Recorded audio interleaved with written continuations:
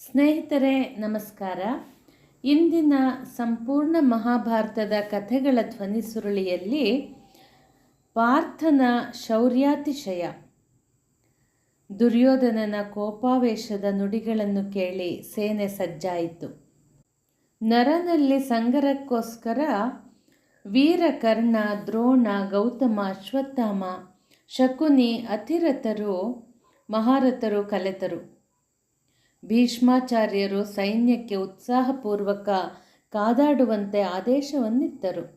ರಣಭಯಂಕರ ಅರ್ಜುನನು ನಗು ನಗುತ್ತಾ 2 ಶರಗಳನ್ನು ವೈರಿ ಮೋಹರದೆಡೆಗೆ ಹೂಡಿದನು. ಕಿರೀಟಿಯ ಶ್ರೇಷ್ಠ ಶಂಖಧ್ವನಿಗೆ ಕುರುಬಲ ಹೆದರಿ ಬೆವರಿತು. ಫಲ್ಗುಣನ ಶರಜಾಲ ಕುರುಸೇನೆಯನ್ನು ಮಬ್ಬು ಕವಿದಂತೆ ಮಾಡಿತು. ಅವನಿಂದ ಹೂಡಲ್ಪಟ್ಟ ಅಂಬುಗಳು ಸುಭಟರನ್ನು ಕೆಳಬೀಳಿಸಿದವು. ಇವನೇನು ದಾವಾನಲನೋ, ಪಾರ್ಥನೋ, ಕಾಲಭೈರವನೋ? 6 ಗೆಲುವರು ಪಾರ್ಥನನ್ನು. ಅಬ್ಬಾ, ತುರುಗಳನ್ನು ಹಿಡಿಯಲು ಬಂದು ಕೆಟ್ಟೆವು ಎಂದು ಸೈನ್ಯವು ವಿಷಾದಪಟ್ಟಿತು. ಅಂದಿನ ಯುದ್ಧದ ಪರಿಯನ್ನು ವರ್ಣಿಸಲಸಾಧ್ಯ. ರಕ್ತದ ಹೊಳೆಯಲ್ಲಿ ಸ್ಯಂದನಗಳು, ತುರಗಗಳು ಮುಳುಗಿದವು. ಮುಂಕೊಂಡು ಬಂದ ಮಹೇಶ್ವರನನ್ನು ಧನಂಜಯ ಧೃತಿಗೆಡಿಸಿದನು. ಜಗತ್ತಿನಾದ್ಯಂತವಿರುವ ಸ್ಥಾವರ ಜಂಗಮವನ್ನು ಕಾಲಾಗ್ನಿಯು ನುಂಗುವಂತೆ ಪಾರ್ಥನಂಬುಗಳು ವೈರಿಜಾಲವನ್ನು ಮುಸುಕಿದುದನ್ನು ಕಂಡು ಹನುಮನು ಮೂಗಿನ ತುದಿಗೆ ಬೆರಳೇರಿಸಿದನು. ಬಳಿರೆ, ಅರ್ಜುನನು ಒಬ್ಬನೇ ಒಬ್ಬನಾಗಿ ಅಸಂಖ್ಯವಾದ ಕೌರವ ಸೈನ್ಯದೊಂದಿಗೆ ಎಡೆಬಿಡದೆ ಸೆಣಸುತ್ತಿದ್ದಾನೆ.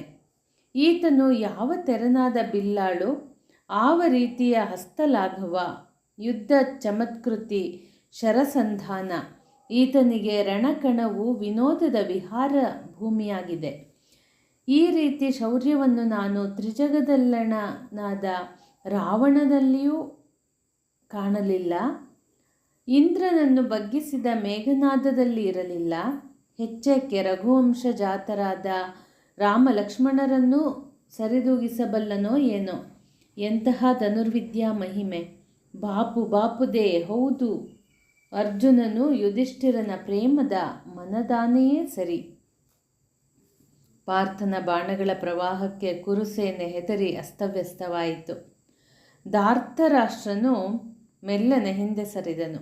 ಪಾರ್ಥನು ಗೋಶಾಪವನ್ನು ವೃಥಾ ಸಂಪಾದಿಸಿಕೊಂಡ ತುರುಗಳ್ಳನಾದ ಕೌರವ, ನೀನು ನಿಂತಲ್ಲಿಂದ ಕಾಲ್ತೆಗೆಯದಿರು ಎಂದು ಅಟ್ಟಿಸಿಕೊಂಡು ಹೋದನು. ಅಯ್ಯೋ, ರಾಜನು ಸೆರೆ ಸಿಕ್ಕಿಬಿದ್ದ. ಭೀಷ್ಮ ದ್ರೋಣರೇ ಕಾಪಾಡಿರಿ ಎಂದು ಕುರು ಸೈನ್ಯ ಹಾಹಾಕಾರವೆಬ್ಬಿಸಿತು. ಅಂಜಿ ಹೋದ ವೈರಿ ಸೈನ್ಯವು ಆಕಳುಗಳನ್ನು ಬಿಟ್ಟು ಯುದ್ಧ ಭೂಮಿಯಿಂದ ಓಡಲಾರಂಭಿಸಿತು. ಮರು ಉತ್ಸಾಹದಿಂದ ವಿರಾಟನ ಗೋಪಾಲಕರು ಬಂದ ವಿಮೋಚನೆಯಾದ ದನಕರುಗಳನ್ನು ಕೂಡಿಸಿಕೊಂಡ ನಗರಕ್ಕೆ ಕೊಂಡೊಯ್ದರು. ಉತ್ತರನ ಆನಂದಕ್ಕೆ ಪಾರವೇ ಇರಲಿಲ್ಲ. ಕೆಂದೂಳನ್ನು ಎಬ್ಬಿಸುತ್ತಾ ಕರುಗಳು ಬದುಕಿದೆಯಾ ಬಡಜೀವವೇ ಎನ್ನುತ್ತಾ ವಿರಾಟನ ಪಟ್ಟಣದತ್ತ ಓಡಿದವು. ಹಸುಗಳನ್ನು ಕರೆಯದೆ ಕೆಚ್ಚಲು ಬಿಗಿದು ಹಾಲು ತೊರೆಯಂತೆ ಸುರಿಯುತ್ತಿತ್ತು. ಭಯಭರಿತವಾದ ದನಗಳು ಅಂಬಾ ಎಂದು ದಿಕ್ಕು ತೋಚದೆ ಓಡುತ್ತಿರುವುದನ್ನು ನೋಡಿದ ನಗರವಾಸಿಗಳು ಗೋ ಹಿಂಡುಗಳನ್ನು ಆಧರಿಸಿರಿ ಎಂದು ಬೊಬ್ಬಿಟ್ಟರು. ರಣರಂಗದಲ್ಲಿ ಫಲ್ಗುಣನು ಇನ್ನೊಮ್ಮೆ ಅಬ್ಬರಿಸಿದನು. ತುರುಗಳು ಮರಳಿದವು. ನಮ್ಮ ಸರ್ವನಾಶಕ್ಕೆ ಬಂದ ಕುರುಸೇನೆಯು ಮಾರಿಗೌತಣವಾಗಲಿದೆ. ಶರೀರದಲ್ಲಿ ಕೆಚ್ಚಿದ್ದರೆ ಮತ್ತು ಶಕ್ತಿ ಇದ್ದರೆ, ಉತ್ಸಾಹ ಧೈರ್ಯವಿದ್ದರೆ ನನ್ನಲ್ಲಿ ಬವರಕ್ಕೆ ಬನ್ನಿರಿ ಎಂದನು. ಮುಂದಿನ ವಿಷಯ ಅರ್ಜುನನೊಂದಿಗೆ ಕರ್ಣ ದ್ರೋಣಾದಿಗಳಿಂದ ಸಮರ. ಜಯದ್ರಥ, ಸೌಬಲ, ದುಶ್ಯಾಸನ ಮೊದಲಾದವರು ತಮ್ಮ ತಮ್ಮ ರಥಗಳನ್ನು ಪಾರ್ಥನ ಮುಂದೆ ಚಾಚಿ ಅವನನ್ನು ಸುತ್ತುವರೆದರು. ಕೊಂಬು, ಕಹಳೆ ಮೊದಲಾದ ವಾದ್ಯಗಳು ಇನ್ನೊಮ್ಮೆ ಮೊಳಗಲ್ಪಟ್ಟು ಭಾರೀ ಕಾಳಗವು ನಡೆಯಿತು. ಭೀಷ್ಮರ ಕವಚ ಹರಿಯಿತು. ದ್ರೋಣಾಚಾರ್ಯರು ಮರುಗಿದರು. ಕೌರವನಿಗೆ ಶರೀರವಿಡೀ ಗಾಯವಾಯಿತು. ಸೈಂಧವ, ಶಕುನಿ, ದುಶ್ಯಾಸನಾದಿಗಳ ಶೌರ್ಯ ಸಾಗಲಿಲ್ಲ. ಸೆಣಸಾಡಿ ಬಳಲಿದ ಅಳಿದುಳಿದ ಸೈನಿಕರ ಗಡಣವನ್ನು ಕೂಡಿಕೊಂಡು ಮಹಾರಥಿಕರು ಭೀಷ್ಮ ದ್ರೋಣರಿಂದ ಅಪ್ಪಣೆಯನ್ನು ಶಿರಸಾವಹಿಸಿ ಯುದ್ಧಕ್ಕೆ ಮುಂದಾದರು.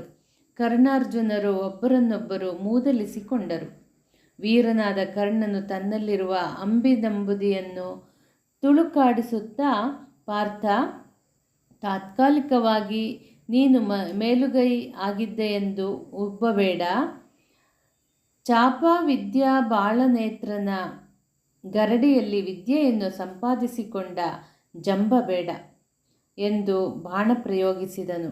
ಅರ್ಜುನನು ಮಧ್ಯಪಥದಲ್ಲಿ ಖಂಡಿಸಿ ಶರಗಳ ಸುರಿಮಳೆ ಕರೆದನು. ಅರ್ಜುನನ ಯುದ್ಧ ಚಮತ್ಕಾರವನ್ನು ಕಂಡು ಕುರುಸೇನೆ ಬೆರಗಾಯಿತು. ಇದೇನು, ಕರ್ಣನು ಬಾಣಪಂಜರ ಸಿಲುಕಲ್ಪಟ್ಟನೋ, ವಿಧಿಯೇ ಅವನನ್ನು ಒಯ್ಯಿತೋ, ಅತಳ ವಿತಳ ಅಥವಾ ಪಾತಾಳಕ್ಕೆ ಎಸೆಯಲ್ಪಟ್ಟನೋ, ಕೌರವನ ರಕ್ಷಣೆಗೆ ಈಗಲೇ ಯಾರಾದರೂ ಧಾವಿಸಿರಿ ಎಂದು ಸೈನ್ಯ ಉದ್ಗಾರವೆತ್ತಿತು. ಕರ್ಣನ ವೀರತನ ನಿರರ್ಥಕವಾದುದರಿಂದ ಗುರುಗಳಾದ ದ್ರೋಣರೇ ಮುನ್ನುಗ್ಗಿ ಬಂದರು. ಅರ್ಜುನ, ವೀರ ಕರ್ಣನನ್ನು ಸೋಲಿಸಿದೆ ಎನ್ನುವ ಹೆಮ್ಮೆ ಬೇಡ. ಕೈಲಾಸವಾಸಿ ಶಂಕರನಿಂದ ಶರಾವಳಿಯನ್ನು ಪಡೆದ ಗರ್ವದಿಂದ ಉಬ್ಬಬೇಡ. ಗುರುಗಳೇ, ತಮ್ಮ ಪಾದಚರಣಗಳಿಗೆ ನಮಿಸಿದ್ದೇನೆ. ಯುದ್ಧ ಕ್ಷೇತ್ರವಾದುದರಿಂದ ಮತ್ತೇನನ್ನು ಮಾಡಲಾರೆ. ಆಂತರ್ಯದಲ್ಲಿರುವ ವಿಶ್ವಾಸ ಗೌರವವನ್ನು ವ್ಯಕ್ತಪಡಿಸಲು ಇದು ಸಮಯವಲ್ಲ. ನೀವು ದುಷ್ಟರ ಕಡೆಯಿಂದ ದಾಳಿ ಮಾಡಲು ಬಂದುದರಿಂದ ನಿಮ್ಮನ್ನು ವಿರೋಧಿಸಬೇಕಾಗುತ್ತದೆ. ನಮ್ಮ ಅಭ್ಯುದಯವನ್ನು ಗಮನದಲ್ಲಿಟ್ಟು ಅನುಗ್ರಹಿಸಿರಿ, ನೀವು ಕರುಣಿಸಬೇಕು ಎನ್ನುತ್ತಾ ಅವರ ಸಿರಿಪದಕ್ಕೆ ವಂದಿಸಿ ಪಾರ್ಥನು ಬಾಣಗಳನ್ನು ಪುಂಖಾನುಪುಂಖವಾಗಿ ಹೂಡಿದನು. ಸತತವಾಗಿ ಬರುತ್ತಿರುವ ಬಾಣ ವರ್ಷವನ್ನು ಆಚಾರ್ಯರು ಸೈರಿಸಿಕೊಂಡರು. ಮಗನೇ, ಕರ್ತವ್ಯದ ಮುಂದೆ ಪ್ರೀತಿ ವಾತ್ಸಲ್ಯ ಎಲ್ಲವೂ ಮೌನವಾಗಿ ಮನವು ಶುಷ್ಕ ಮರುಭೂಮಿಯಾಗುತ್ತದೆ. ನಿನ್ನ ಶರಗಳಿಗೆ ಪ್ರತಿಯಾಗಿ ಅಲಗಿನ ಸರಮಾಲೆಯನ್ನು ಕಳುಹಿಸುತ್ತಿದ್ದೇನೆ. ಇವುಗಳನ್ನು ಸಹಿಸಿಕೊ. ಗುರು ಶಿಷ್ಯರ ಯುದ್ಧವಾಗುತ್ತಿರುವಾಗ ಅಂಬರವಾವುದು ಅವನಿ ಯಾವುದೆಂದು ಗೊತ್ತಾಗಲಿಲ್ಲ. ಹೊರ ಕಾರುವ ಹೊಗೆ, ಮೊನೆಯಲ್ಲಿ ಕಿಡಿ, ಬೆಂಕಿಯನ್ನು ಉಗುಳುವ ಬೆಂಕಿಯ ಗರಿಗಳಂತಿರುವ ಆಚಾರ್ಯರ ಶರಗಳನ್ನು ತನ್ನ ಭಾನು ಸದೃಶವಾದ ಮಂತ್ರಾಸ್ತ್ರಗಳಿಂದ ಫಲ್ಗುಣನು ಪರಿಹರಿಸಿದನು. ಮುಂದಿನ ವಿಷಯ ಪಾರ್ಥನ ಮರುಗರ್ಜನೆ. ದ್ರೋಣಾಚಾರ್ಯರು ಕೈ ಸಾಗದೆ ಮೆಲ್ಲನೆ ರಥದ ಪಥ ಬದಲಾಯಿಸಿದರು. ಪಾರ್ಥನ ಶರಪ್ರಯೋಗವನ್ನು ಕಂಡು ಅಮರಗಣವು ಆನಂದದಿಂದ ಗಗನವೇ ಅಸ್ತ್ರಗಳನ್ನು ಭೂಮಿಗಿಳಿಸಿತೋ ಅಥವಾ ಮಾರಕಾಸ್ತ್ರದ ಸಮುದ್ರ ಉಕ್ಕೇರಿ ಬಂತೋ, ಈ ಬಾಣಗಳನ್ನು ಪಾರ್ಥನೆಂಬ ವಿರಿಂಚಿಯೋರ್ವನೇ ಸೃಷ್ಟಿಸಬಲ್ಲನೋ ಎಂದು ಅಚ್ಚರಿಪಟ್ಟರು. ತಂದೆಗಾದ ಸೋಲನ್ನು ಕಂಡು ವೀರ ಅಶ್ವತ್ಥಾಮನು ಉಗ್ರಚಾಪಗಳಿಂದ ಫಲ್ಗುಣನನ್ನು ಎದುರಿಸಿದನು. ಅರ್ಜುನನು ಸಾರಥಿಯನ್ನು ನೋಡಿ, ಉತ್ತರ, ನಮ್ಮ ರಥಕ್ಕೆ ಎದುರಾಗಿ ನಿಂತವನು ಸಾಮಾನ್ಯನಲ್ಲ. ಹರನಿಗೆ ಸರಿದೊರೆಯಂತೆ ಕಾದಾಡಬಲ್ಲ ಮಹಾವೀರನೀತನು. ನನ್ನ ಆರಾಧ್ಯ ಗುರುವಿನ ಮೋಹದ ಏಕಮೇವ ಸುಪುತ್ರನಾಗಿದ್ದಾನೆ ಎಂದನು. ಕದನವು ಮುಂದುವರೆಯಿತು. ಸವ್ಯಸಾಚಿಯಲ್ಲಿ ಅಶ್ವತ್ಥಾಮನ ಹಸ್ತ ಚಮತ್ಕೃತಿ ನಡೆಯಲಿಲ್ಲ. ಕೃಪಾಚಾರ್ಯರು ಎದುರಾದಾಗ ವಿದ್ಯೆಯನ್ನು ನೀಡಿದ ಅವರಿಗೆ ಅರ್ಜುನನು ವಂದಿಸಿ ಕಣೆಗಳನ್ನು ಪ್ರಯೋಗಿಸಿದನು. ಕೃಪಾಚಾರ್ಯರು ಎಸೆದ ಬಾಣಗಳಿಂದ ಅರ್ಜುನನ ರಥವಾಜಿಗಳು ನೊಂದವು, ಕೀಲಿಗಳು ಸಡಿಲಿದವು. ಕ್ರೋಧಿತನಾದ ಪಾರ್ಥನು ಹರಿಯನ್ನು ನೆನೆದು ಅರ್ಧಚಂದ್ರ ಬಾಣವನ್ನು ಪ್ರಯೋಗಿಸಿ ಕೃಪಾಚಾರ್ಯರ ಸಾರಥಿ ಕುದುರೆಗಳನ್ನು ಗಾಯಗೊಳಿಸಿದನು. ಆಚಾರ್ಯತ್ರಯರು ಪಾರ್ಥನ ವಿಕ್ರಮದ ಸಮಕ್ಷಮ ವಿಜೃಂಭಿಸಲು ಶಕ್ತರಾಗಲಿಲ್ಲ. ಮಧ್ಯ ಪಾಂಡವನನ್ನು ಎದುರಿಸುವ ಎದೆಗಾರಿಕೆ ಯಾರಿಗೂ ಇಲ್ಲದೆ ಹೋಯಿತು. ಅದನ್ನು ಕಂಡ ಗಂಗಾಸುತ ಭೀಷ್ಮರು ಸಂಗ್ರಾಮ ಭೂಮಿಯಿಂದ ಕಾಲ್ತೆಗೆಯುತ್ತಿರುವವರಿಗೆ ಧೈರ್ಯವನ್ನು ನೀಡಿ ಪಾರ್ಥನ ರಥಕ್ಕೆ ಎದುರಾಗಿ ತನ್ನ ರಥವನ್ನು ನಿಲ್ಲಿಸಲು ಆಜ್ಞಾಪಿಸಿದನು. ಬಲೆ ಕಲಿಪಾರ್ಥ, ದ್ರೋಣ, ಕೃಪ, ಅಶ್ವತ್ಥಾಮನನ್ನು ಗೆಲ್ಲಿದಿರುವ ಅದಟು ಬೇಡ. ಗಂಗಾಸುತನಾದ ನಾನು ಸ್ವತಃ ಯುದ್ಧ ಸನ್ನದ್ಧನಾಗಿ ನಿಂತಿದ್ದೇನೆ. ನೀನು ಭುವನಖ್ಯಾತನಾಗಿರುವುದನ್ನು ಬಲ್ಲೆ. ಕುರುಕುಲವನ್ನು ಸವರುವ ನಿನ್ನ ಧೈರ್ಯವು ನನ್ನೇ ದೇಹದಲ್ಲಿ ಪ್ರಾಣವಿರುವವರೆಗೆ ಸಲ್ಲದು. ಅಜ್ಜ, ನಿಮ್ಮ ಕರುಣೆಯ ಸಿರಿಯಲ್ಲಿ ಬೆಳೆದ ಮಕ್ಕಳು ನಾವು. ಕರಗಳನ್ನು ಜೋಡಿಸಿ ಸಾಷ್ಟಾಂಗವೆರಗಬೇಕಾದ ಈ ದೇಹ ಇದೀಗ ನಿಮ್ಮ ವಿರುದ್ಧ ಶಸ್ತ್ರ ಹಿಡಿಯಲು ಹೃದಯ ಮಿಡಿಯುತ್ತಿದೆ. ನಿಮ್ಮ ಕೃಪಾ ಕಟಾಕ್ಷದಿಂದಲೇ ಬಾಳಿ ಬದುಕಿದ ಈ ಅರ್ಜುನನು ನಿಮಗೆ ಹೊಡೆದರೆ ತಪ್ಪೆಣಿಸಬಾರದು. ಸನ್ನಿವೇಶದ ಕೂಸಾಗಿ ನಾನು ನಿರುಪಾಯನಾಗಿದ್ದೇನೆ. ಹೀಗೆ ನುಡಿಯುತ್ತಾ ಅರ್ಜುನನು ಗಂಗಾಸುತನ ಮೇಲೆ ಶರಧಾರೆಗೈದನು. ಅವುಗಳೆಲ್ಲವನ್ನೂ ಖಂಡಿಸಿ ಶಂತನು ಪುತ್ರ ಧನಂಜಯನ ಸಾರಥಿ, ಕುದುರೆ, ರಥವನ್ನು ಗಾಯಗೊಳಿಸಿದನು. ಪಾರ್ಥನು ಬೆದರಿದ ಉತ್ತರನಿಗೆ ಧೈರ್ಯವನ್ನೀಯುತ್ತಾ ಬೆನ್ನು ತಟ್ಟಿ ಗಂಗಾತನೆಯರ ಮೇಲೆ ದಿವ್ಯ ಕಣೆಗಳನ್ನು ಹೂಡಿದನು. ಅರ್ಜುನನ ಆಗ್ನೇಯ ಬಾಣವು ಭೀಷ್ಮಾಚಾರ್ಯರ ವರುಣಾಸ್ತ್ರದಿಂದ ಕತ್ತರಿಸಲ್ಪಟ್ಟಿತು. ಅಗ್ನಿ ಅಸ್ತ್ರ ಮತ್ತೆ ವರುಣ ಶರದಿಂದ ಶಮನಗೊಳಿಸಲ್ಪಟ್ಟಿತು.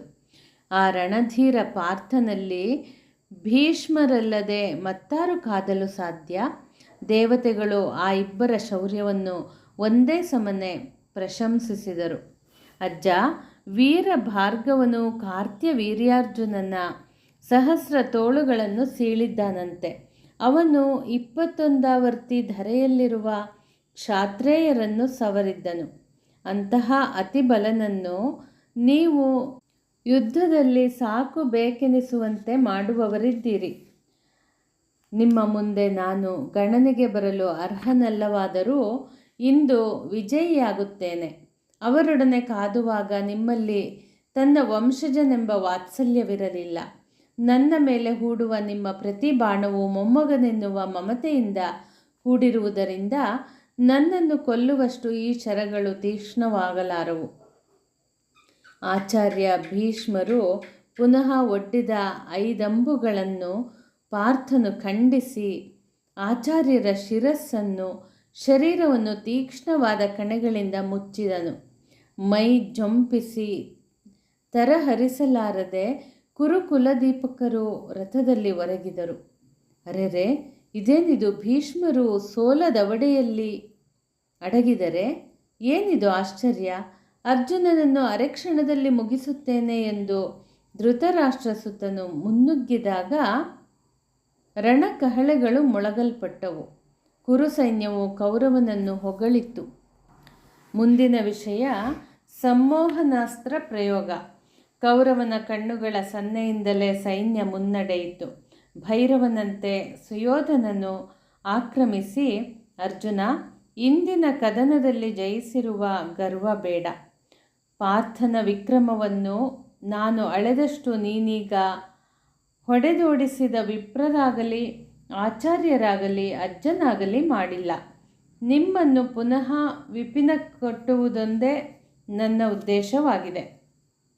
ಮನಸ್ಸಿನಲ್ಲಿ ಮಂಡಿಗೆ ತಿನ್ನಬೇಡ, ಸೈರಿಸಿಕೋ ಬಾಣಗಳನ್ನು ಎಂದು ಪುಂಖಾನುಪುಂಖವಾಗಿ ಹೂಡಿದನು.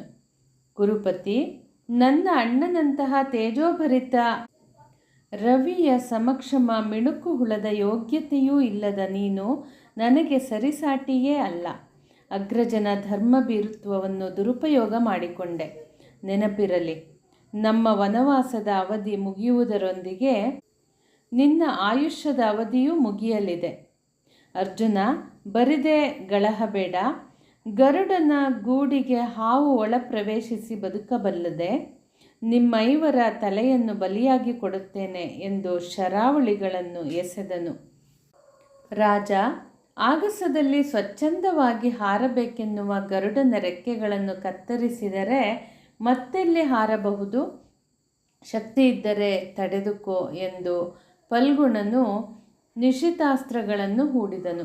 ಅರಸನಿಗೆ ಸೋಲಾಯಿತು. ಮುಖದಲ್ಲಿ ಬೆವರು ಸೂಸುವುದರೊಂದಿಗೆ ದೇಹ ದಣಿಯಿತು. ಇನ್ನೊಂದು ಕಡೆಯಿಂದ ವೃಷಸೇನ, ಸೈಂಧವರು, ದುಶ್ಯಾಸನಾದಿಗಳು ಅರ್ಜುನನನ್ನು ಸುತ್ತುವರಿದರು.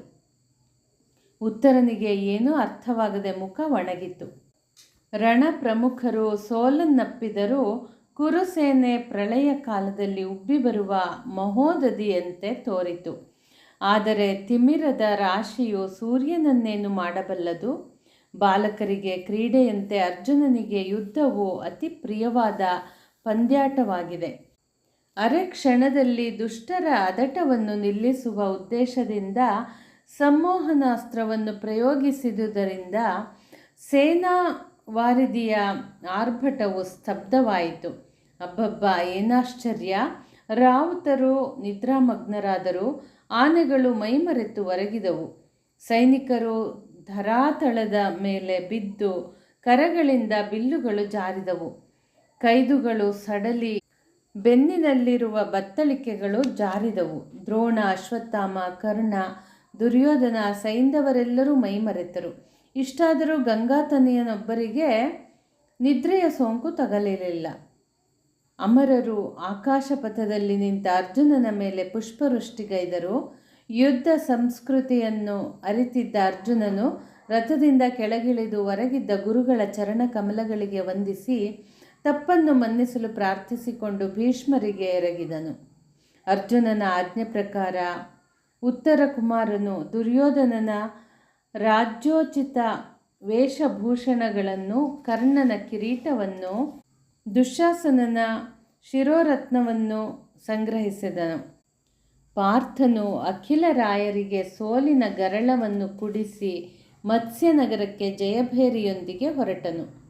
ಪುನಃ ಬನ್ನಿಮರದ ಬಳಿ ಬಂದು ಶಸ್ತ್ರಾಸ್ತ್ರಗಳನ್ನು ಯಥಾವತ್ತಾಗಿ ಇಟ್ಟು ಹಿಂದೆ ಬಂದಿದ್ದ ರಥದಲ್ಲಿ ನಗರಕ್ಕೆ ಆನಂದದಿಂದ ಜಯಕಾರವನ್ನು ಘೋಷಿಸುತ್ತಾ ಬಂದರು. ಕೌರವರು ದುಃಖಿತರಾಗಿ ಮನನೊಂದು ತಗ್ಗಿದ ಮುಖದಿಂದ ಮತ್ತು ಭಾರವಾದ ಹೃದಯದಿಂದ ಹಸ್ತಿನಾವತಿಗೆ ತೆರಳಿದರು. ಮುಂದಿನ ವಿಷಯ ಧರ್ಮಜನಿಗೆ ದಾಳದೇಟು. ಮತ್ತೆ ಮುಂದಿನ ಸಂಚಿಕೆಯಲ್ಲಿ ಮುಂದುವರೆಸೋಣ. ಧನ್ಯವಾದಗಳು.